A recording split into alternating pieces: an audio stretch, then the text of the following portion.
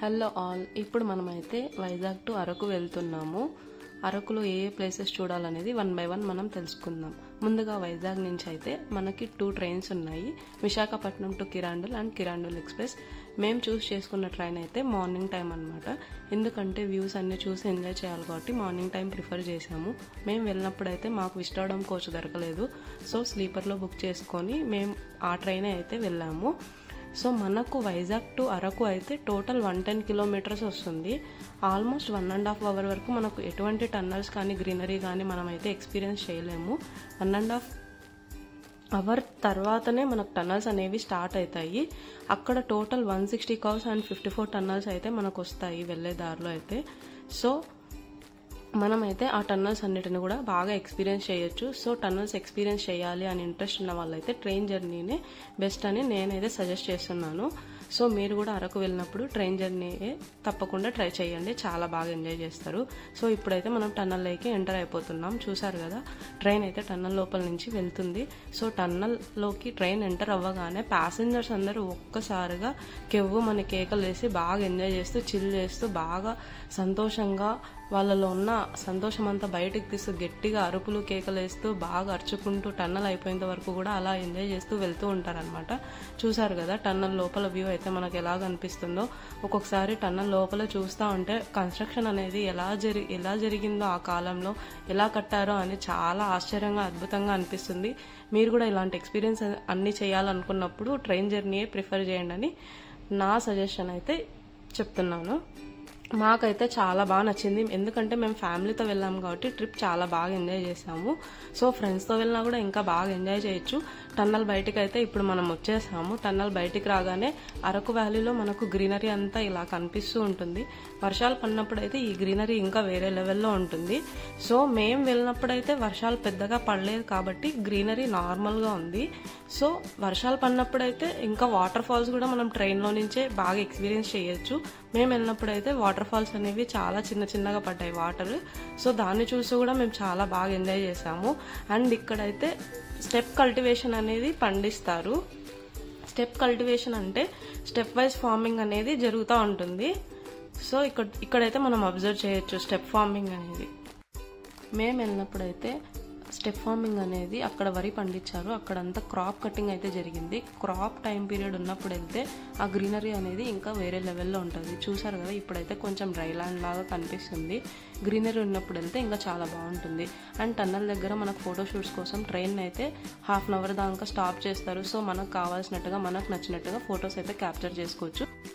మేమైతే అస్సలు ఎక్స్పెక్ట్ చేయలేదు ట్రైన్ టన్నల్ దగ్గర ఇలా స్టాప్ చేస్తారని. స్టాప్ అవ్వగానే ఒక్కసారిగా అందరు దిగేసి ఫొటోస్ అయితే ఇలా క్యాప్చర్ చేసుకున్నారు. మనం అరకు రీచ్ అయ్యే లోపల ఆల్మోస్ట్ 12 అవుతుంది ఆఫ్టర్నూన్. విస్టాడోమ్ కోచ్ నుంచి అయితే మనకు వ్యూ ఇలా కనిపిస్తుంది. సో మీకు విస్టాడోమ్ కోచ్లో టికెట్స్ దొరికితే మీరు విస్టాడోమ్ కోచ్నే ప్రిఫర్ చేయండి.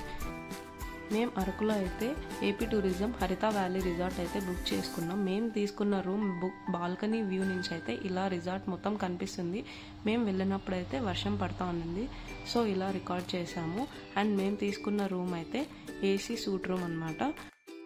రూమ్ అయితే చాలా నీట్ అండ్ క్లీన్గా ఉంది. ప్రైవేట్ హోటల్స్తో కంపేర్ చేస్తే మాకైతే చాలా రీజనబుల్ ప్రైస్లో దొరికింది. అండ్ ఫుడ్ కూడా చాలా బాగుంది, మాకైతే చాలా బాగా నచ్చింది.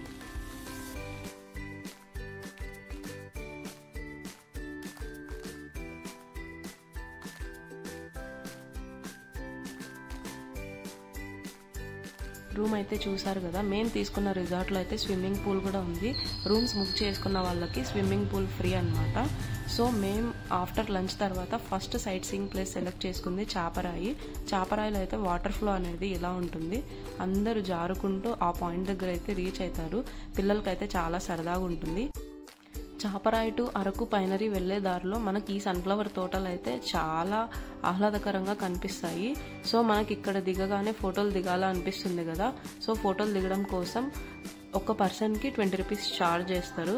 సో మేమైతే 20 రూపీస్ ఇచ్చి కొన్ని ఫొటోస్ అయితే ఇలా తీసుకున్నాము.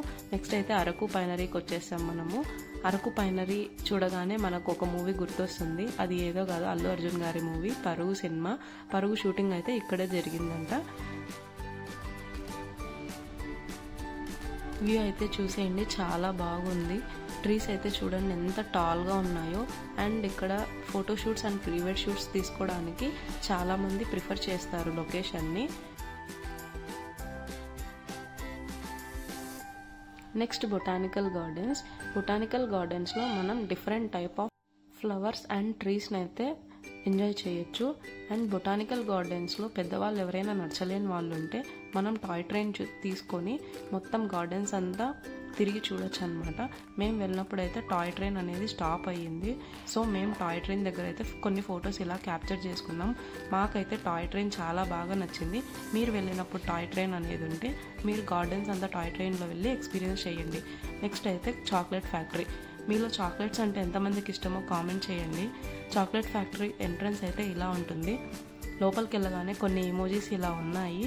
సో నేను కూడా అక్కడ అలా పోజెస్ పెట్టి కొన్ని క్యాప్చర్ చేసుకున్నాను. ఇప్పుడు మనమైతే కోకోవా మ్యూజియంలోకి అయితే ఎంటర్ అయినాము. కోకోవా బీన్ని ఎలా పండిస్తారు, ఎలా పౌడర్ చేస్తారు అనేది ఇక్కడ చూస్తే మనం అర్థమవుతుంది. అండ్ ఎంట్రీ టికెట్ ద్వారా ఇక్కడ మనకైతే ఒక కాంప్లిమెంటరీ చాక్లెట్ అయితే ఇస్తారు.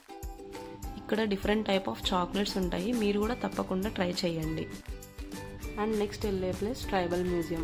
ఈ సీన్ చూస్తుంటే మనందరికీ పెదరాయుడు సినిమాలో మోహన్ బాబే గుర్తొస్తున్నారు కదా అందరికీ. అప్పుడు అలా జరిగేవి అంట ఏమన్నా గొడవలు అలా వస్తే.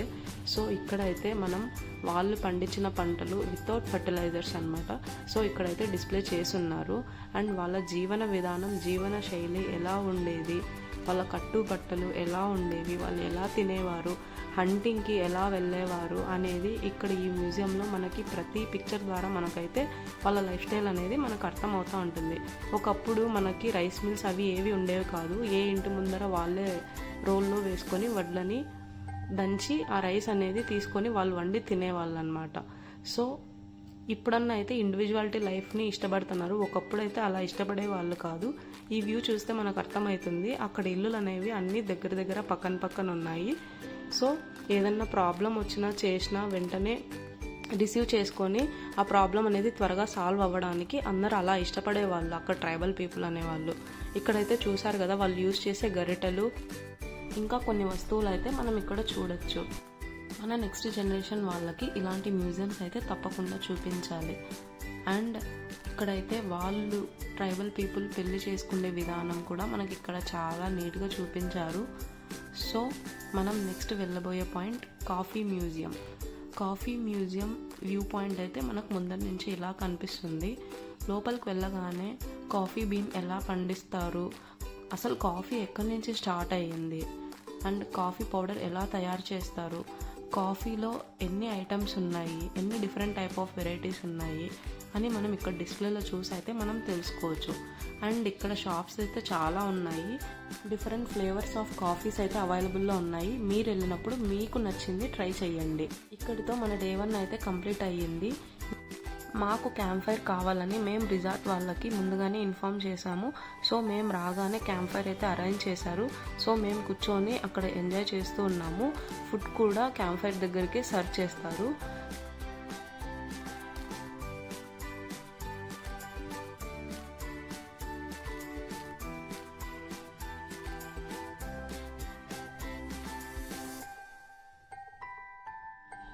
అలా కబుర్లు చెప్పుకుంటూ కాసేపు డాన్సెస్ అండ్ డైలాగ్స్ కూడా వేశాము. మాకైతే చాలా బాగా నచ్చింది camp fire. And next day early morning అయితే మనం మాడగడ సన్ రైజ్ పాయింట్ దగ్గరికి అయితే స్టార్ట్ అయిపోయినాం. ఆల్మోస్ట్ 4:30కే స్టార్ట్ అవ్వాలి. అక్కడికి వెళ్ళే లోపల మనకి 5 అలా అవుతుంది. చాలా రష్ అయితే ఉంటుంది అక్కడ సన్ రైజ్ పాయింట్ చూడడానికి. మేము వెళ్ళినప్పుడు అయితే క్లౌడ్స్ అనేవి ఇలా ఫామ్ అయినాయి. ఒక బ్లాంకెట్ టాప్ ఆఫ్ ద హిల్కి తాగుతూ మనకు అలా కనిపిస్తుంది. చూసారు కదా క్లౌడ్స్ అనేవి ఎలా మూవ్ అవుతూ ఉన్నాయో. మాకైతే వ్యూ చాలా బాగా నచ్చింది. అండ్ మనకి ఇలాంటి వ్యూస్ చూడడానికి అరకులో 3 స్పాట్స్ ఉన్నాయి. Madagada sunrise point, Lambasingi and Vanajangi. And ఇక్కడ డిమ్సా డాన్సెస్ కూడా కండక్ట్ చేస్తూ ఉంటారు. మనకు ఆ గెటప్ వేయడానికి పర్ పర్సన్ 100 రూపీస్ ఛార్జ్ చేస్తారు. సో మేము వెళ్ళినప్పుడు మాకు ట్రై చేయాలనిపించింది కాబట్టి మేము కూడా ట్రై చేసాము. మీరు వెళ్ళినప్పుడు మీకు నచ్చితే మీరు కూడా ట్రై చేయండి. అండ్ వీళ్ళతో కలిసి డ్యాన్స్ వేయాలంటే మనకు పర్ పర్సన్ 50 రూపీస్ తీసుకుంటారు. అండ్ వాళ్ళ లివింగ్ స్టైల్ అంతా మనం ఎక్స్పీరియన్స్ చేయాలంటే ఇక్కడ డిస్ప్లేలో కొన్ని ఐటమ్స్ అన్నీ పెట్టింటారు. మనకు నచ్చిన ఐటమ్స్ తీసుకొని మనం కూడా వాటితో ఫొటోస్ క్యాప్చర్ చేసుకోవచ్చు. అండ్ మా హస్బెండ్ కూడా పంచకట్టు కట్టారు. సో మేమిద్దరం కలిసి అయితే కొన్ని ఫొటోస్ ఇలా తీసుకొని బాగా ఎంజాయ్ చేసాం. మాకైతే చాలా బాగా నచ్చింది. అండ్ నెక్స్ట్ పాయింట్ వచ్చేసి కటికా వాటర్ ఫాల్స్. మనకు రోడ్డు మీద నుంచి అయితే ఇలా వ్యూ పాయింట్ కనిపిస్తుంది. పెద్దవాళ్ళు అయితే పైకి వెళ్ళలేరు. ఆల్మోస్ట్ 1/2 కిలోమీటర్ ట్రెక్కింగ్ చేయాల్సి వస్తుంది. చూసారు కదా వాటర్ ఫాల్ అయితే ఎలా ఉందో. ఆల్మోస్ట్ 100 ఫీట్స్ పైనుంచి వాటర్ అయితే చాలా ఫోర్స్గా పడుతూ ఉంటుంది. మేము వెళ్ళినప్పుడైతే యావరేజ్గా పడుతూ ఉంటుంది, ఇంతకంటే ఎక్కువ పడుతుందంట అక్కడ వాటర్ అయితే. And next coffee plantation. ఇక్కడైతే మనం కాఫీ ట్రీస్ని బాగా అబ్జర్వ్ చేయొచ్చు, కాఫీ బీన్స్ ఎలా పండుతాయి అని చెప్పేది. అండ్ అక్కడ తీగలకి కనిపించేది మనకి మిరియాల చెట్లు అనమాట. మల్టిపుల్ క్రాప్ లాగా ఇక్కడ ఈ ల్యాండ్ అనేది యూజ్ చేసుకుంటారు అక్కడ. ఆల్మోస్ట్ ఇక్కడ 1 lakh ఎకర్స్లో కాఫీ బీన్ అనేది పండిస్తూ ఉంటారు.